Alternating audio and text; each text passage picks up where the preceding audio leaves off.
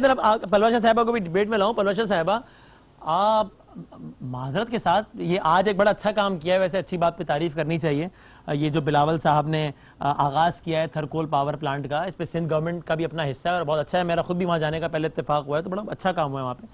لیکن بطور مجموعی ظاہر ہے پیپلز پارٹی ہم نے دیکھا ہے کس طریقے سے پورے پاکستان سے سکڑ کر سندھ کے بھی صرف دیہی علاقوں تک محدود رہ گئی.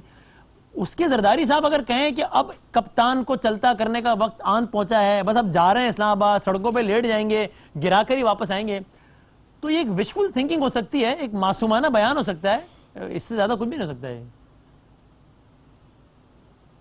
پہلی بات تو مجھے یہ حیرت ہے وسیم کہ آپ کو اس بات پہ کیوں افسوس ہے کہ اگر کوئی یہاں آتا ہے اور یہاں جو تماشا پہلے 126 دن لگا کب کہا مجھے افسوس ہے اس بات پہ, اگر کوئی یہاں صحیح تحریک چلتی ہے تو آپ کیا اس ملک کے میں نے افسوسناک بیان تھوڑی کہا, میں نے معصومانہ بیان. وزیر اعظم صاحب تو کہتے ہیں 90% جاہل ہیں, انہیں انگریزی نہیں آتی.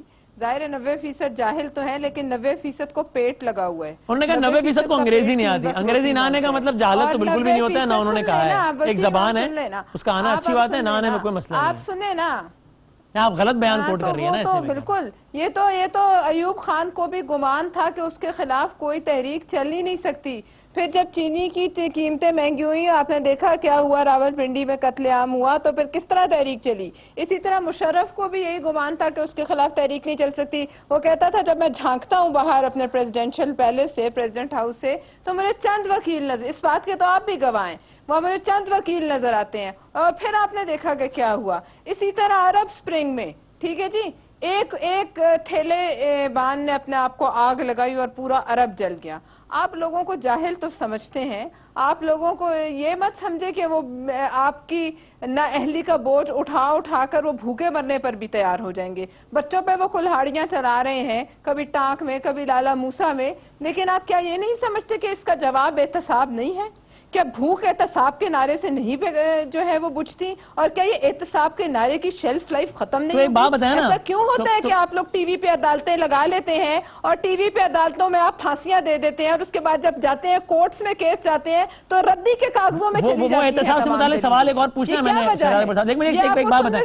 ایک تو آپ نے ڈکٹیٹرز کی مثال دے کر اس کو ایک جمہوری حکومت کے ساتھ ملا دیا, ایوب, مشرف, مصر, یہ سارا ڈکٹیٹرز کی مثال. دوسری بات, جی میں یہ جمہوری حکومت کا, آپ اس کو جمہوری حکومت سمجھتے رہیں.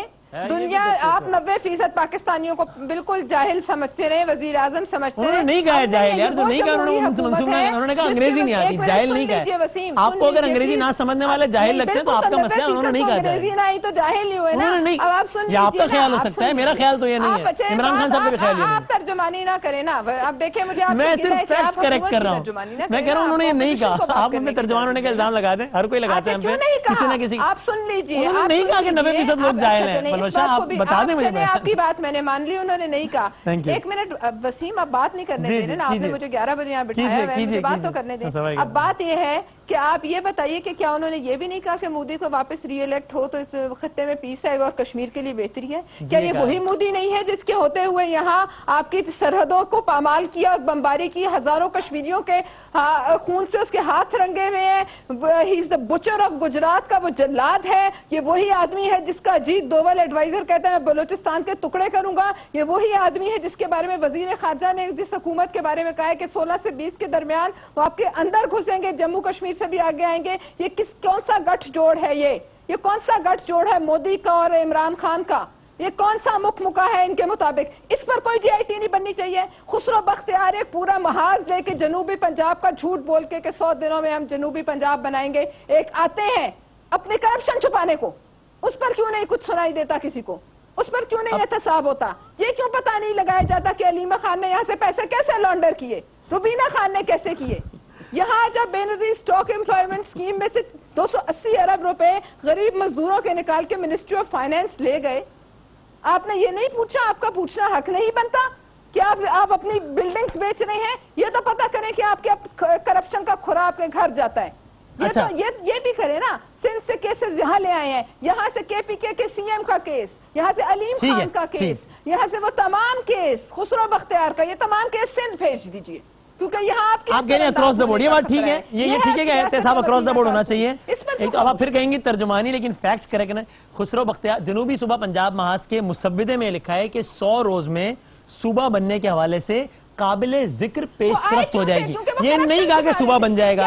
پھر اس کے بعد جب 100 روز مکمل ہوئے تو اس روز یہ اعلان کیا گیا کہ ہم 2020 جولائی سے پہلے ایک ہیڈ کوارٹر بنا دیں گے, اس کے بعد اقدامات شروع ہوں گے. یہ نہیں کہا گیا تھا کہ صوبہ بنایا جائے گا. باقی میرا کہنا عمران خان صاحب کے بیان پر اعتراض ہو سکتا ہے آپ کو, لیکن کسی بھی پرائم منسٹر کے بارے میں یہ کہنا کہ اس کا بھارتی وزیر اعظم کے ساتھ گٹھ جوڑ ہے, یہ غلط ہے میرا خیال میں. کسی بھی وزیر اعظم کے بارے میں یہ نہیں کہنا چاہیے. بالکل گٹھ جوڑ ہے, بالکل.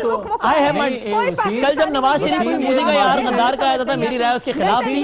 آج کوئی خان صاحب کو بھی کہتے ہیں, میں سمجھ کہتا ہوں غلط کہے گا. وزیر اعظم یہ بات کرے اپنے پرائم منسٹر کے بارے میں یہ نہیں کہوں گا.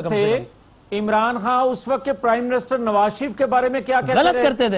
غلط کرتے تھے. ہم نے تنقید کی ہے, میں مذمت کرتا تھا اور کرتا ہوں. غلط کرتے ہیں. اور آج بھی اگر کوئی عمران خان کو بھی کہے کہ وہ مودی کے ساتھ گٹھ جوڑ ان کا, تو میں کہوں گا غلط ہے, چونکہ الیکٹڈ پرائم منسٹر ہے, اس کے میں اس کی کم سے کم حب الوطنی میں شک نہیں کرنا چاہیے. یہ کس قسم کا بیان ہے؟ اس پہ کوئی تحقیق نہیں ہونی چاہیے. اس بیان کا ایک کانٹیکسٹ ہے, وہ میں شہزاد صاحب چاہیں تو بتا دیں, بریک کے بعد وہ سے مشیر برائے احتساب ہے. اس بیان کا ایک کانٹیکسٹ ہے, انہوں نے کہا, یو کین اگری اور ڈس ایگری, بٹ اس بیان کے کانٹیکسٹ. چلیں ایک بریک لے لیتا ہوں, ٹھیک ہے.